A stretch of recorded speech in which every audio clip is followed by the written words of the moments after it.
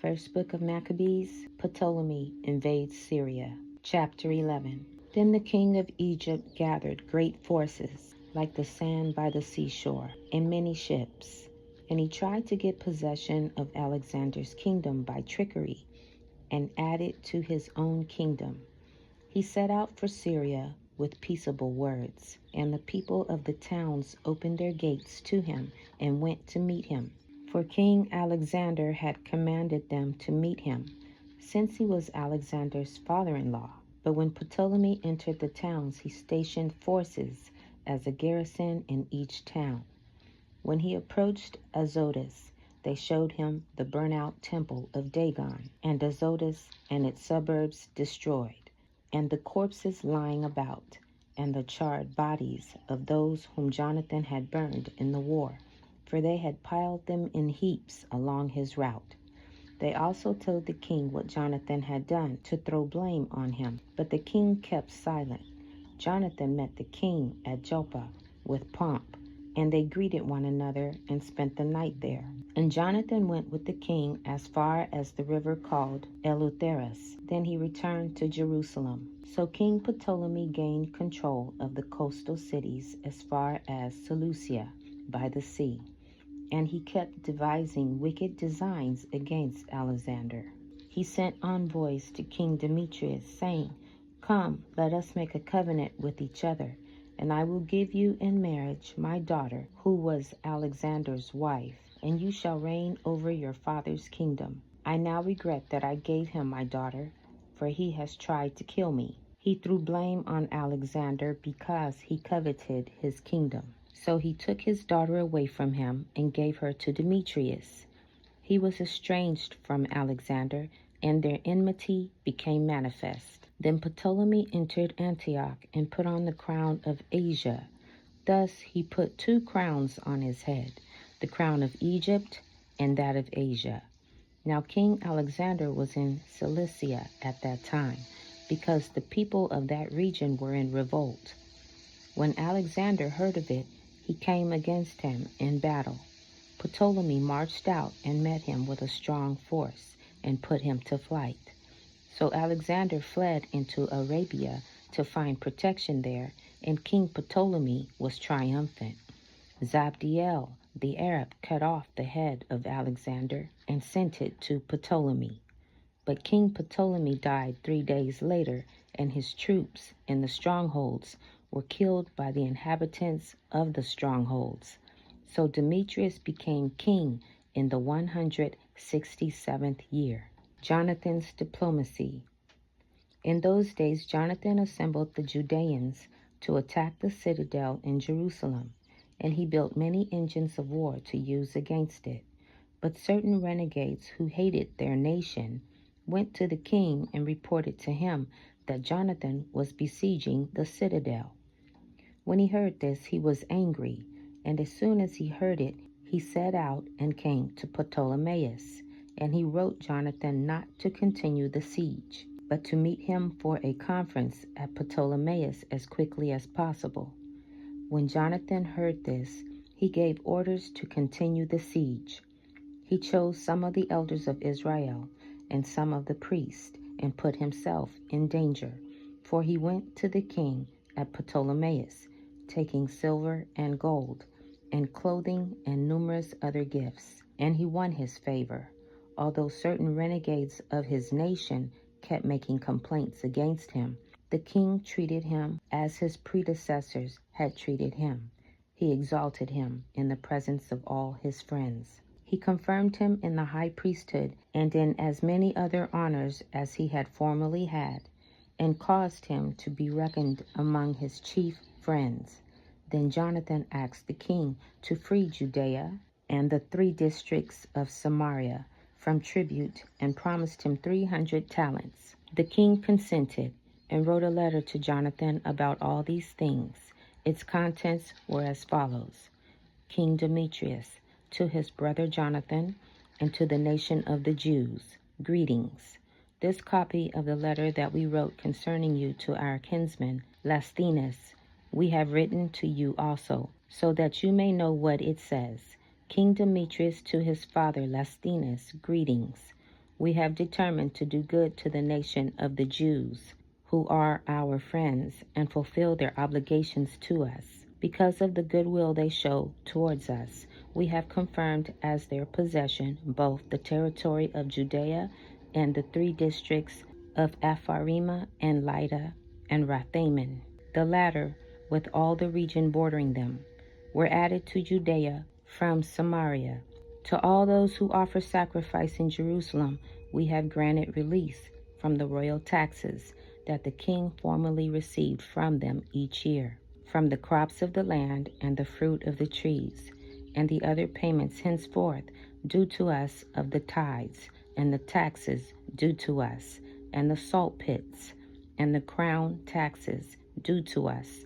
From all these we shall grant them release.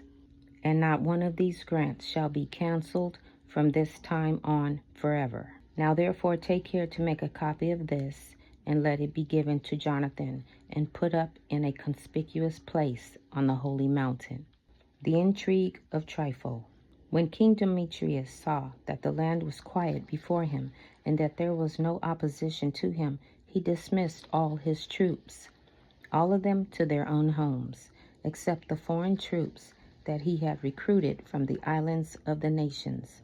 So all the troops who had served under his predecessors hated him. A certain Trypho had formerly been one of Alexander's supporters. He saw that all the troops were grumbling against Demetrius, so he went to Imalku, the Arab, who was bringing up Antiochus, the young son of Alexander, and insistently urged him to hand Antiochus over to him to become king in place of his father. He also reported to Imalku what Demetrius had done, and told of the hatred that the troops of Demetrius had for him, and he stayed there many days. Now Jonathan sent to King Demetrius the request that he remove the troops of the citadel from Jerusalem, and the troops in the strongholds, for they kept fighting against Israel. And Demetrius sent this message back to Jonathan: Not only will I do these things for you and your nation, but I will confer great honor on you and your nation, if I find an opportunity.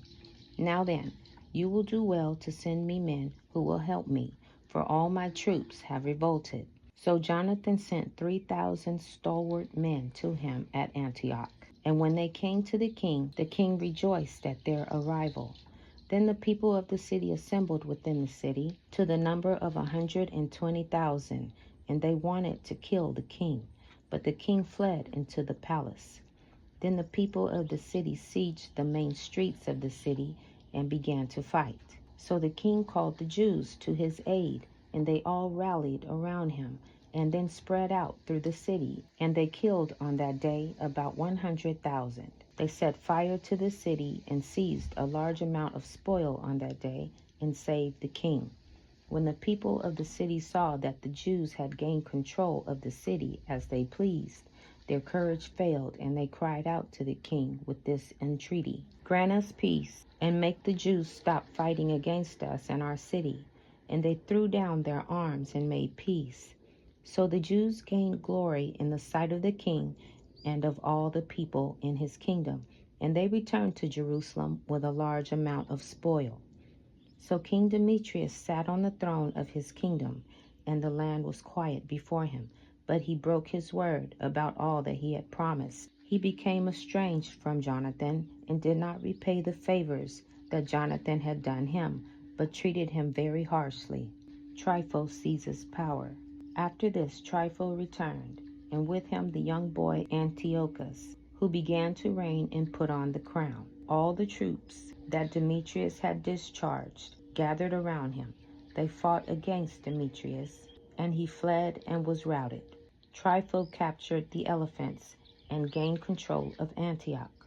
Then the young Antiochus wrote to Jonathan, saying, I confirm you in the high priesthood, and set you over the 4 districts, and make you one of the king's friends. He also sent him gold plate and a table service, and granted him the right to drink from gold cups, and dress in purple, and wear a gold buckle.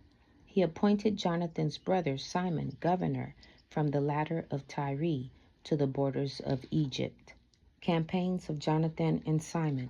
Then Jonathan set out and traveled beyond the river and among the towns, and all the army of Syria gathered to him as allies.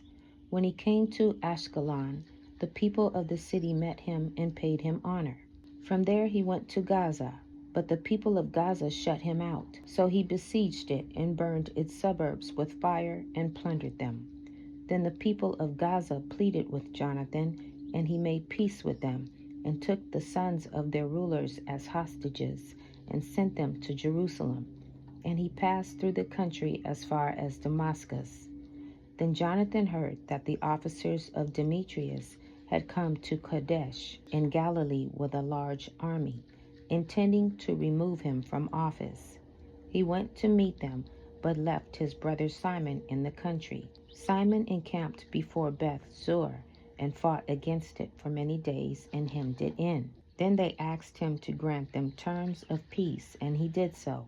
He removed them from there, took possession of the town, and set a garrison over it. Jonathan and his army encamped by the waters of Gennesaret. Early in the morning they marched to the plain of Hazor, and there in the plain the army of the foreigners met him. They had set an ambush against him in the mountains, but they themselves met him face to face. Then the men in ambush emerged from their places and joined battle. All the men with Jonathan fled. Not one of them was left except Mattathias, son of Absalom, and Judas, son of Calphi, commanders of the forces of the army. Jonathan tore his clothes, put dust on his head, and prayed.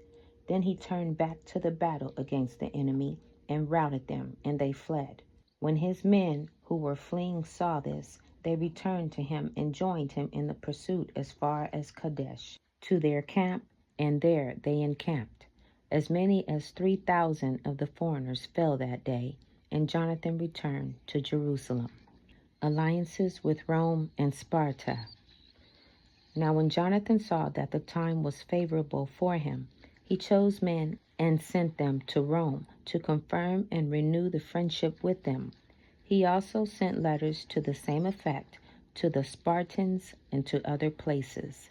So they went to Rome and entered the Senate chamber and said, "The high priest Jonathan and the Jewish nation have sent us to renew the former friendship and alliance with them." And the Romans gave them letters to the people in every place, asking them to provide for the envoys safe conduct to the land of Judah. This is a copy of the letter that Jonathan wrote to the Spartans, the high priest Jonathan, the senate of the nation, the priests, and the rest of the Jewish people to their brothers, the Spartans, greetings. Already in time past, a letter was sent to the high priest Onias from Arius, who was king among you, stating that you are our brothers, as the appended copy shows. Onias welcomed the envoy with honor and received the letter, which contained a clear declaration of alliance and friendship. Therefore, though we have no need of these things, since we have as encouragement the holy books that are in our hands, we have undertaken to send to renew our family ties and friendship with you, so that we may not become estranged from you, for considerable time has passed since you sent your letter to us. We therefore remember you constantly on every occasion, both at our festivals and on other appropriate days, at the sacrifices that we offer and in our prayers, as it is right and proper to remember brothers. And we rejoice in your glory. But as for ourselves, many trials and many wars have encircled us. The kings around us have waged war against us. We were unwilling to annoy you and our other allies and friends with these wars, for we have the help that comes from heaven for our aid. And so we were delivered from our enemies, and our enemies were humbled. We therefore have chosen Numenius, son of Antiochus, and Antipater, son of Jason, and have sent them to Rome to renew our former friendship and alliance with them. We have commanded them to go also to you and greet you, and deliver to you this letter from us concerning the renewal of our family ties. And now please send us a reply to this. This is a copy of the letter that they sent to Onias, the king Arius of the Spartans. To the high priest Onias, greetings. It has been found in writing concerning the Spartans and the Jews, and they are brothers, and are of the family of Abraham. And now that we have learned this, please write us concerning your welfare. We, on our part, write to you that your livestock and your property belong to us, and ours belong to you. We therefore command that our envoys report to you accordingly. Further campaigns of Jonathan and Simon. Now Jonathan heard that the commanders of Demetrius had returned with a larger force than before to wage war against him. So he marched away from Jerusalem and met them in the region of Hamath. For he gave them no opportunity to invade his own country. He sent spies to their camp, and they returned and reported to him that the enemy were being drawn up in formation to attack the Jews by night. So when the sun had set, Jonathan commanded his troops to be alert and to keep their arms at hand so as to be ready all night for battle, and he stationed outposts around the camp. When the enemy heard that Jonathan and his troops were prepared for battle, they were afraid and were terrified at heart. So they kindled fires in their camp and withdrew. But Jonathan and his troops did not know it until morning, for they saw the fires burning. Then Jonathan pursued them, but he did not overtake them, for they had crossed the Eleutheris river. So Jonathan turned aside against the Arabs, who are called Zebadians, and he crushed them and plundered them. Then he broke camp and went to Damascus and marched through all that region. Simon also went out and marched through the country as far as Ascalon and the neighboring strongholds. He turned aside to Joppa and took it by surprise, for he had heard that they were ready to hand over the stronghold to those whom Demetrius had sent, and he stationed a garrison there to guard it. When Jonathan returned, he convened the elders of the people and planned with them to build strongholds in Judea, to build the walls of Jerusalem still higher, and to erect a high barrier between the citadel and the city to separate it from the city, in order to isolate it so that its garrison could neither buy nor sell. So they gathered together to rebuild the city. Part of the wall on the valley to the east had fallen, and he repaired the section called Caphanatha. Simon also built Adida in the Shephelah. He fortified it and installed gates with bolts. Trypho captures Jonathan. Then Trypho attempted to become king in Asia and put on the crown, and to raise his hand against King Antiochus. He feared that Jonathan might not permit him to do so, but might make war on him.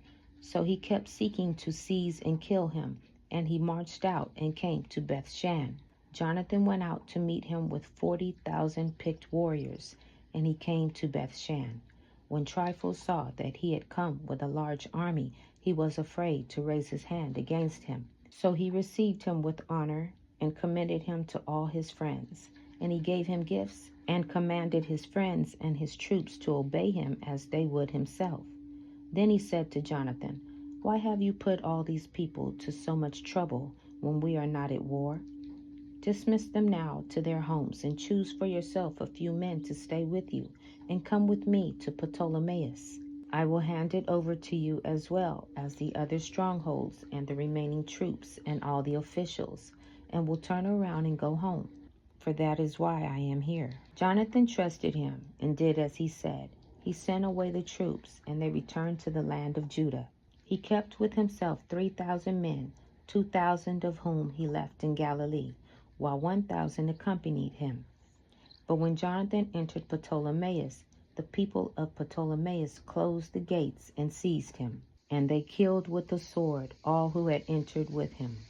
Then Trypho sent troops and cavalry into Galilee and the great plain to destroy all Jonathan's soldiers. But they realized that Jonathan had been seized and had perished along with his men. And they encouraged one another and kept marching in close formation, ready for battle. When their pursuers saw that they would fight for their lives, they turned back. So they all reached the land of Judah safely, and they mourned for Jonathan and his companions, and were in great fear, and all Israel mourned deeply. All the nations around them tried to destroy them, for they said, "They have no leader or helper. Now therefore let us make war on them and blot out the memory of them from humankind." Simon takes command. Simon heard that Trypho had assembled a large army to invade the land of Judah and destroy it, and he saw that the people were trembling with fear. So he went up to Jerusalem and gathered the people together. He encouraged them, saying to them, "You yourselves know what great things my brothers and I and the house of my father have done for the laws and the sanctuary. You know also the wars and the difficulties that my brothers and I have seen. By reason of this, all my brothers have perished for the sake of Israel, and I alone am left. And now far be it from me to spare my life in any time of distress, for I am not better than my brothers. But I will avenge my nation and the sanctuary and your wives and children, for all the nations have gathered together out of hatred to destroy us." The spirit of the people was rekindled when they heard these words, and they answered in a loud voice, "You are our leader in place of Judas and your brother Jonathan. Fight our battles, and all that you say to us we will do." So he assembled all the warriors and hurried to complete the walls of Jerusalem, and he fortified it on every side. He sent Jonathan, son of Absalom, to Joppa, and with him a considerable army. He drove out his occupants and remained there. Deceit and treachery of Trypho. Then Trypho left Ptolemaeus with a large army to invade the land of Judah, and Jonathan was with him under guard. Simon encamped in Adida, facing the plain. Trypho learned that Simon had risen up in place of his brother Jonathan, and that he was about to join battle with him. So he sent envoys to him and said, "It is for the money that your brother Jonathan owed the royal treasury, in connection with the offices he held, that we are detaining him.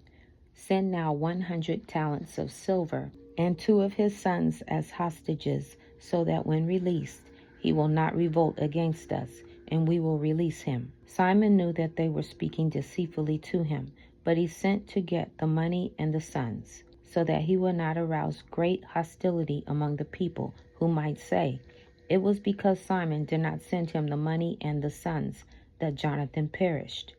So he sent the sons and the 100 talents, but Trypho broke his word and did not release Jonathan. After this, Trypho came to invade the country and destroy it, and he circled around by the way to Adora. But Simon and his army kept marching along opposite him to every place he went. Now the men in the citadel kept sending envoys to Trypho, urging him to come to them by way of the wilderness and to send them food. So Trypho got all his cavalry ready to go, but that night a very heavy snow fell, and he did not go because of the snow. He marched off and went into the land of Gilead. When he approached Baskama, he killed Jonathan, and he was buried there. Then Trypho turned and went back to his own land. Jonathan's tomb. Simon sent and took the bones of his brother Jonathan and buried him in Modin, the city of his ancestors. All Israel bewailed him with great lamentation and mourned for him many days. And Simon built a monument over the tomb of his father and his brothers. He made it high so that it might be seen, with polished stone at the front and back. He also erected 7 pyramids opposite one another for his father and his mother and 4 brothers. For the pyramids he devised an elaborate setting, erecting about them great columns, and on the columns he put suits of armor for a permanent memorial, and beside the suits of armor he carved ships so that they could be seen by all who sail the sea. This is the tomb that he built in Modin. It remains to this day. Judea gains independence. Trypho dealt treacherously with the young king Antiochus. He killed him and became king in his place, putting on the crown of Asia, and he brought great calamity on the land. But Simon built up the strongholds of Judea and walled them all around, with high towers and great walls and gates and bolts, and he stored food in the strongholds. Simon also chose emissaries and sent them to King Demetrius with a request to grant relief to the country, for all that Trypho did was to plunder. King Demetrius sent him a favorable reply to this request and wrote him a letter as follows. King Demetrius, to Simon, the high priest and friend of kings, and to the elders and nation of the Jews, greetings. We have received the gold crown and the palm branch that you sent. We are ready to make a general peace with you and to write to our officials to grant you release from tribute. All the grants that we have made to you remain valid, and let the strongholds that you have built be your possession.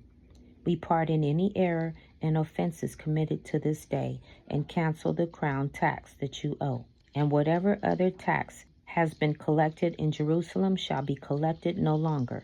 And if any of you are qualified to be enrolled in our bodyguard, let them be enrolled, and let there be peace between us. In the 170th year, the yoke of the Gentiles was removed from Israel, and the people began to write in their documents and contracts. In the first year of Simon, the great high priest and commander and leader of the Jews, the capture of Gazara by Simon. In those days Simon encamped against Gazara and surrounded it with troops. He made a siege engine, brought it up to the city, and battered and captured one tower.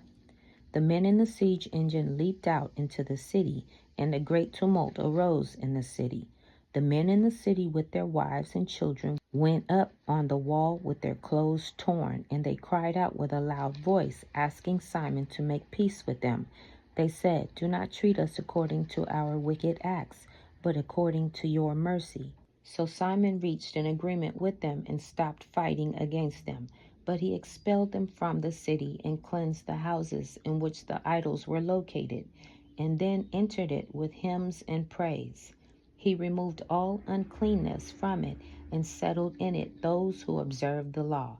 He also strengthened its fortifications and built in it a house for himself. Simon regains the citadel at Jerusalem.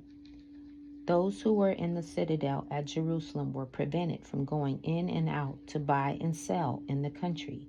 So they were very hungry, and many of them perished from famine. Then they cried to Simon to make peace with them, and he did so. But he expelled them from there and cleansed the citadel from its pollutions. On the 23rd day of the second month, in the 171st year, the Jews entered it with praise and palm branches, and with harps and cymbals and stringed instruments, and with hymns and songs, because a great enemy had been crushed and removed from Israel. Simon decreed that every year they should celebrate this day with rejoicing. He strengthened the fortifications of the Temple Hill alongside the citadel, and he and his men lived there. Simon saw that his son John had reached manhood, and so he made him commander of all the forces, and he lived at Gazara. Capture of Demetrius. In the 172nd year, King Demetrius assembled his forces and marched into Media to obtain help so that he could make war against Trypho. When King Arsaces of Persia and Media heard that Demetrius had invaded his territory, he sent one of his generals to take him alive. The general went and defeated the army of Demetrius and seized him and took him to Arsaces, who put him under guard. Eulogy of Simon. The land had rest all the days of Simon. He sought the good of his nation. His rule was pleasing to them, as was the honor shown him all his days. To crown all his honors, he took Joppa for a harbor and opened a way to the isles of the sea. He extended the borders of his nation and gained full control of the country. He gathered a host of captives. He ruled over Gazara and Beth-sur and the citadel, and he removed its uncleanness from it, and there was none to oppose him. They tilled their land in peace. The ground gave its increase, and the trees of the plains their fruit. Old men sat in the streets. They all talked together of good things, and the youths put on splendid military attire. He supplied the towns with food and furnished them with the means of defense, until his renown spread to the ends of the earth. He established peace in the land, and Israel rejoiced with great joy. All the people sat under their own vines and fig trees, and there was none to make them afraid. No one was left in the land to fight them, and the kings were crushed in those days. He gave help to all the humble among his people. He sought out the law and did away with all the renegades and outlaws. He made the sanctuary glorious and added to the vessels of the sanctuary. Diplomacy with Rome and Sparta. It was heard in Rome and as far away as Sparta that Jonathan had died, and they were deeply grieved. When they heard that his brother Simon had become high priest in his stead, and that he was ruling over the country and the towns in it, they wrote to him on bronze tablets to renew with him the friendship and alliance that they had established with his brothers Judas and Jonathan. And these were read before the assembly in Jerusalem. This is a copy of the letter that the Spartans sent. The rulers and the city of the Spartans, to the high priest Simon, and to the elders and the priests and the rest of the Jewish people, our brothers, greetings. The envoys who were sent to our people have told us about your glory and honor, and we rejoiced at their coming. We have recorded what they said in our public decrees as follows. Numenius, son of Antiochus, and Antipater, son of Jason, envoys of the Jews, have come to us to renew their friendship with us. It has pleased our people to receive these men with honor and to put a copy of their words in the public archives, so that the people of the Spartans may have a record of them, and they have sent a copy of this to the high priest Simon. After this, Simon sent Numenius to Rome with a large gold shield weighing 1,000 minas to confirm the alliance with the Romans. Official honors for Simon. When the people heard these things, they said, "How shall we thank Simon and his sons? For he and his brothers and the house of his fathers have stood firm. They have fought and repulsed Israel's enemies and established its freedom." So they made a record on bronze tablets and put it on pillars on Mount Zion. This is a copy of what they wrote. On the 18th day of Elul, in the 172nd year, which is the 3rd year of the great high priest Simon and Asaramel, the great assembly of the priests and the people and the rulers of the nation and the elders of the country, the following was proclaimed to us. Since wars often occurred in the country, Simon, son of Mattathias, a priest of the sons of Jorib, and his brothers exposed themselves to danger and resisted the enemies of their nation, in order that their sanctuary and the law might be preserved. And they brought great glory to their nation. Jonathan rallied the nation, became their high priest, and was gathered to his people. When their enemies decided to invade their country and lay hands on their sanctuary, then Simon rose up and fought for his nation. He spent great sums of his own money. He armed the soldiers of his nation and paid them wages. He fortified the towns of Judea and Beth-sur on the borders of Judea, where formerly the arms of the enemy had been stored, and he placed there a garrison of Jews. He also fortified Joppa, which is by the sea, and Gazara, which is on the borders of Azotus, where the enemy formerly lived. He settled Jews there and provided in those towns whatever was necessary for their restoration. The people saw Simon's faithfulness and the glory that he had resolved to win for his nation, and they made him their leader and high priest, because he had done all these things, and because of the justice and loyalty that he had maintained toward his nation. He sought in every way to exalt his people. In his days, things prospered in his hands, so that the Gentiles were put out of the country, as were also those in the city of David in Jerusalem, who had built themselves a citadel from which they used to sally forth and defile the environs of the sanctuary, doing great damage to its purity. He settled Jews in it and fortified it for the safety of the country and of the city, and built the walls of Jerusalem higher. In view of these things, King Demetrius confirmed him in the high priesthood, made him one of his friends, and paid him high honors. For he had heard that the Jews were addressed by the Romans as friends and allies and brothers, and that the Romans had received the envoys of Simon with honor.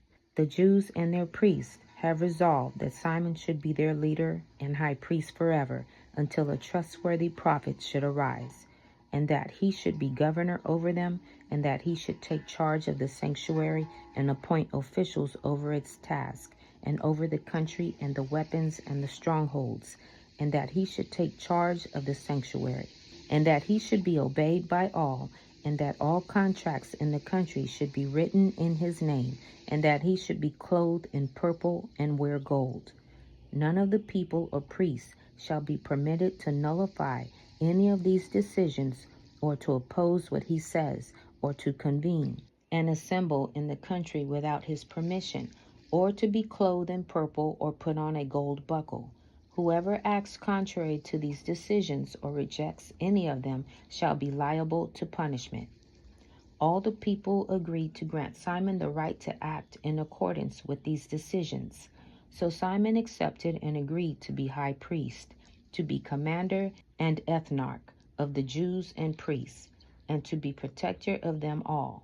And they gave order to inscribe this decree on bronze tablets, to put them up in a conspicuous place in the precincts of the sanctuary, and to deposit copies of them in the treasury, so that Simon and his sons might have them. Letters of Antiochus VII. Antiochus, son of King Demetrius, sent a letter from the islands of the sea to Simon, the priest and ethnarch of the Jews, and to all the nations. Its contents were as follows.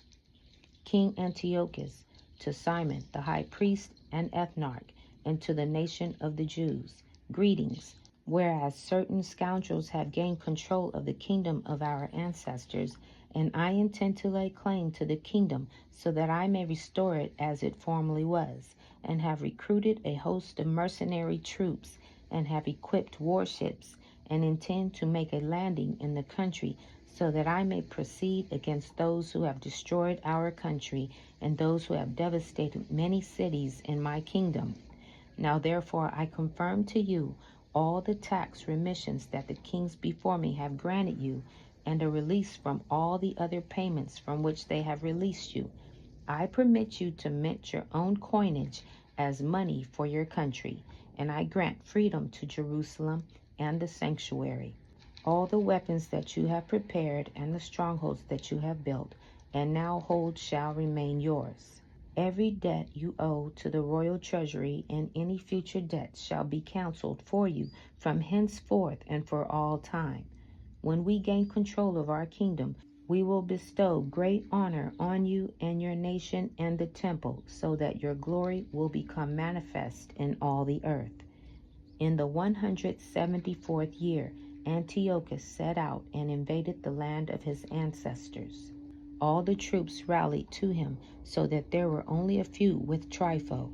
Antiochus pursued him, and Trypho came in his flight to Dor, which is by the sea, for he knew that troubles had converged on him, and his troops had deserted him. So Antiochus encamped against Dor, and with him were 120,000 warriors and 8,000 cavalry. He surrounded the town, and the ships joined battle from the sea. He pressed the town hard from land and sea, and permitted no one to leave or enter. Rome supports the Jews. Then Numenius and his companions arrived from Rome with letters to the kings and countries, in which the following was written. Lucius, consul of the Romans, to King Ptolemy, greetings. The envoys of the Jews have come to us as our friends and allies to renew our ancient friendship and alliance. They had been sent by the high priest Simon and by the Jewish people, and have brought a gold shield weighing 1,000 minas.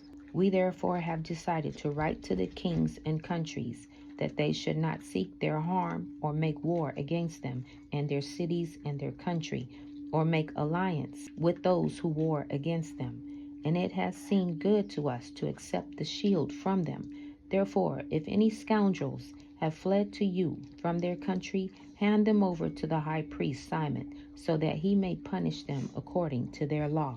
The council wrote the same thing to King Demetrius and to Attalus, and Reorathius and Arsaces, and to all the countries, and to Samsames, and to the Spartans, and to Delos, and to Mendos, and to Sicyon, and to Caria, and to Samos, and to Pamphylia, and to Lycia, and to Halicarnassus, and to Rhodes, and to Phasaelus, and to Cos, and to Side, and to Ardus, and Gortina, and Sanitas, and Cyprus, and Cyrene.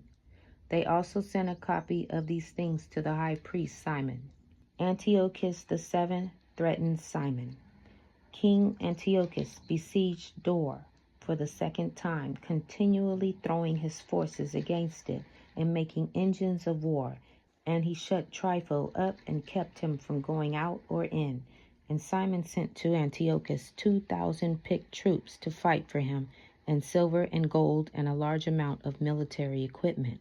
But he refused to receive them and broke all the agreements he formerly had made with Simon and became estranged from him.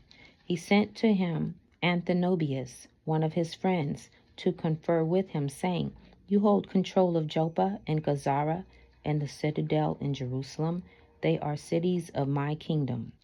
You have devastated their territory. You have done great damage in the land, and you have taken possession of many places in my kingdom. Now then, hand over the cities that you have seized and the tribute money of the places that you have conquered outside the borders of Judea, or else pay me 500 talents of silver for the destruction that you have caused, and 500 talents more for the tribute money of the cities.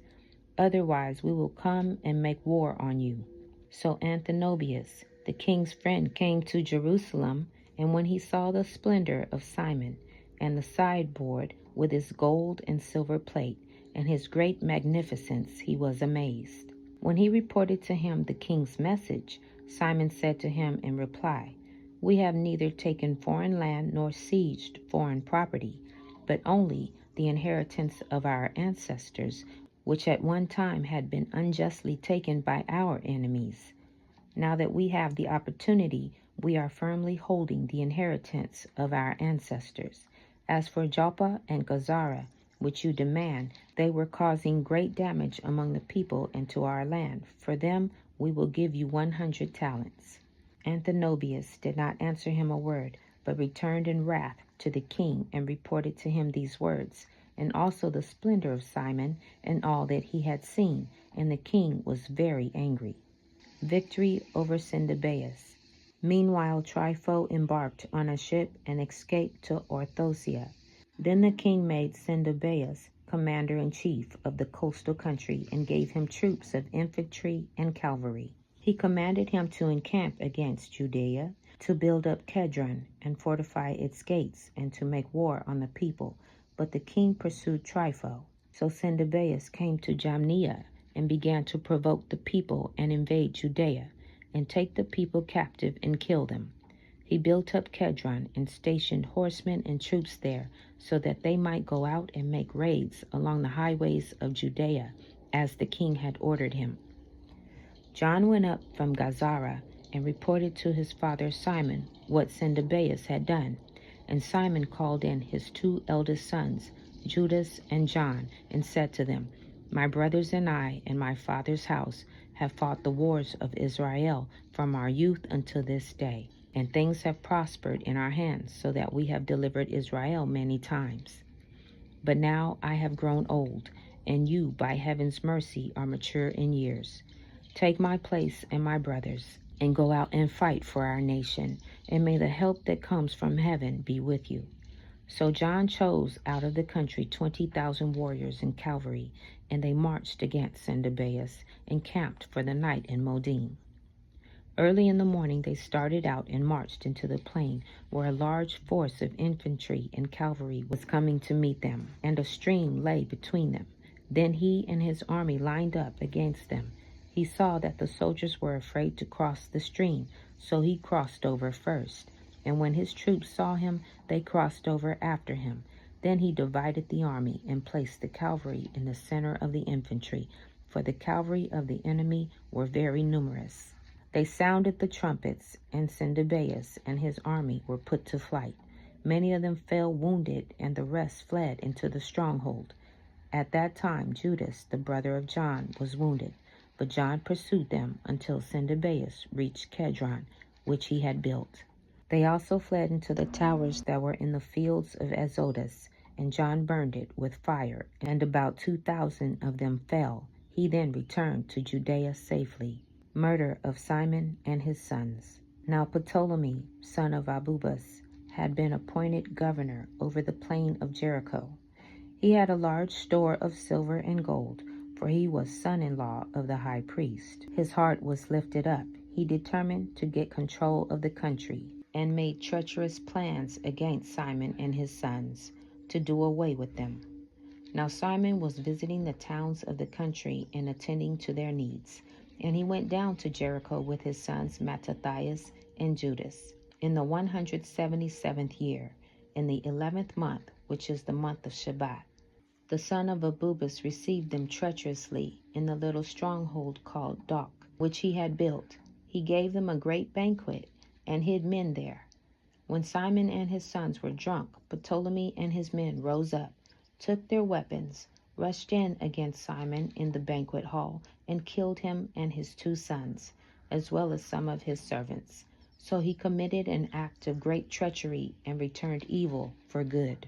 John succeeds Simon. Then Ptolemy wrote a report about these things and sent it to the king, asking him to send troops to aid him and to turn over to him the towns and the country. He sent other troops to Gazara to do away with John. He sent letters to the captains asking them to come to him so that he might give them silver and gold and gifts. And he sent other troops to take possessions of Jerusalem and the Temple Hill.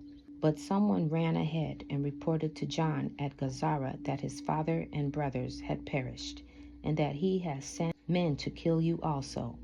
When he heard this, he was greatly shocked. He seized the men who came to destroy him and killed them, for he had found out that they were seeking to destroy him. The rest of the acts of John and his wars, and the brave deeds that he did, and the building of the walls that he completed, and his achievements, are written in the annals of his high priesthood, from the time that he became high priest after his father. This concludes the first book of Maccabees, chapters 11 through 16. Shalom.